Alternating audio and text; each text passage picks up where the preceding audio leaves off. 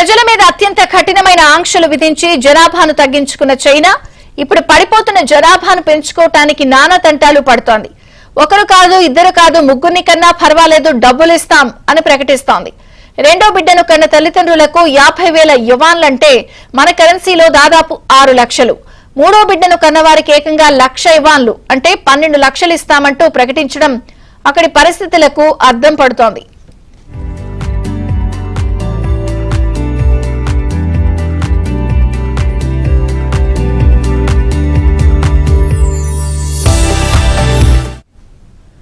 పిల్లలను కనే జంటలకు నగదు ప్రోత్సాహకాలు, గృహ నిర్మాణానికి సబ్సిడీలను చైనాలోని పలు రాష్ట్రాలు ప్రకటించాయి.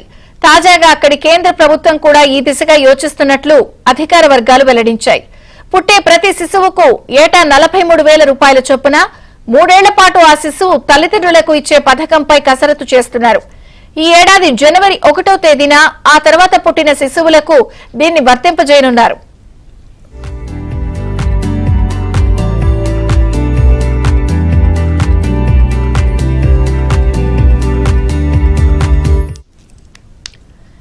జనాలు తగ్గటంతో చైనాలో వృద్ధుల సంఖ్య పెరిగిపోతుంది. ఉద్యోగాలు, పనులు చేయగల వయస్కుల సంఖ్య క్రమేణా తగ్గుతోంది.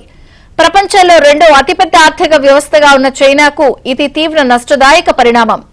ఇదే పరిస్థితి కొనసాగితే 2100 నాటికి చైనా జనాభా ఏకంగా 80 కోట్లకు పడిపోతుందని ఐక్యరాజ్య సమితి జనాభా అంచనాల విభాగం లెక్కగట్టింది.